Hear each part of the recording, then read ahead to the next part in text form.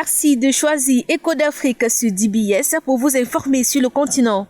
D'abord, la RDC où 25 personnes ont été tuées par un groupe armé, dont des attaques menées dans 2 provinces troublées de l'est du pays. Annonce faite mercredi par les autorités administratives et militaires qui ont indiqué que dimanche, des assaillants d'un groupe armé très actif dénommé Codeco ont pris pour cible la population du village Koli dans leur sommeil, tuant 22 civils, tous de la communauté Hema. Mardi, ce sont 2 militaires, un civil qui ont été pris pour cible à Beni, dans le nord Kivu voisin. Les mobiles de ces massacres de civils par les miliciens restent inconnus selon les autorités. La région du nord de l'Ituri est en proie aux violences depuis fin 2017. Plus de 700 civils y ont péri selon les Nations Unies. Toujours en République démocratique du Congo, Vital Kamerhe reste en détention préventive pour 15 jours à la prison centrale de Makala. Le tribunal de grande instance de Kinshasa-Matete, auprès de qui ses avocats ont introduit en appel une demande de liberté provisoire, vient à son tour de la rejeter. La défense insiste sur le fait qu'il n'existe pas d'indice de culpabilité contre leur client, argument que l'accusation balaie du revers de la main. Le directeur de cabinet du président congolais a déjà passé 1 semaine en prison.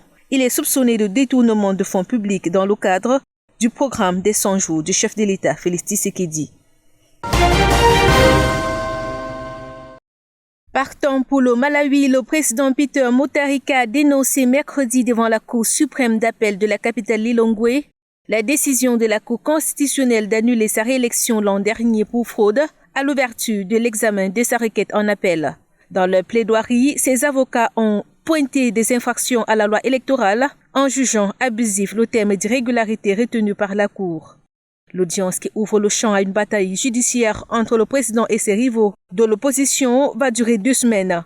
Au pouvoir depuis 2014, Peter Mutharika avait été réélu en mai 2019, dès le premier tour crédité par la commission électorale locale de 38,5% des suffrages contre 35,4% obtenus par le chef de l'opposition, Lassarou Chakwera. Ce dernier avait saisi la Cour constitutionnelle qui a annulé en février à la surprise générale la victoire du président sortant et ordonné une nouvelle élection prévue le 2 juillet 2020.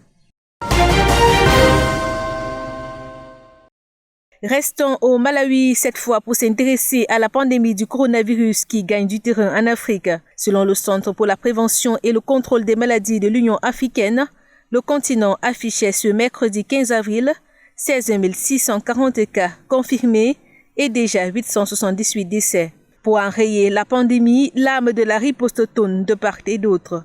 Le président malawite Peter Mutharika vient de décréter un confinement de 21 jours à partir du samedi 18 avril à minuit.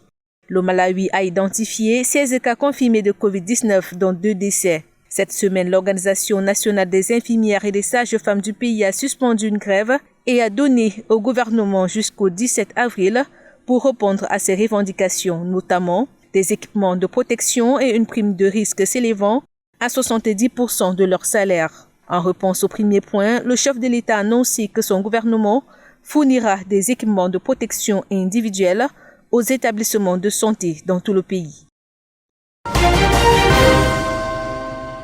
Cette fois, en Afrique du Sud, le pays est le plus touché par le virus sur le continent africain, avec un peu plus de 2272 cas de contamination, dont 410 en rémission et 27 décès. Les autorités ont reçu un 2e lot de matériel médical fourni par la Chine le 14 avril.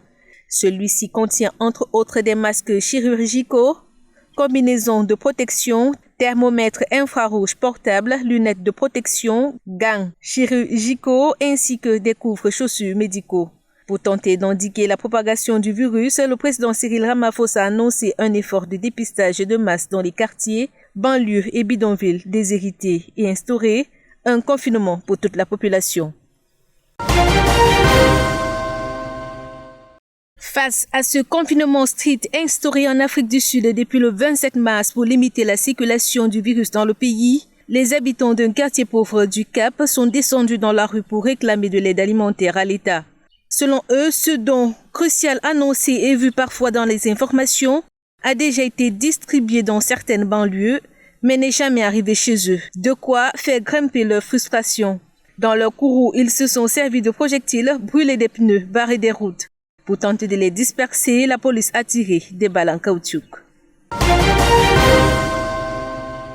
Un détour au Zimbabwe avant de refermer cette édition. La justice a sommé le gouvernement de fournir au personnel médical du matériel de protection adéquat dans la lutte contre la pandémie de nouveau coronavirus, notamment des tests en quantité suffisante dans les hôpitaux, les aéroports et postes de frontières. Le tribunal a ainsi penché en faveur de l'Association des médecins du Zimbabwe pour les droits humains qui a accusé le gouvernement de ne pas avoir mis en place les mesures nécessaires à la protection des professionnels de santé dans le pays. 17 cas de contamination, dont 3 mortels par le Covid-19, ont été recensés officiellement au Zimbabwe. Le président Emmerson Mnangagwa a ordonné un confinement jusqu'au 19 avril pour empêcher la propagation de la pandémie. Voilà qui fait l'essentiel de l'actualité en Afrique. À très bientôt.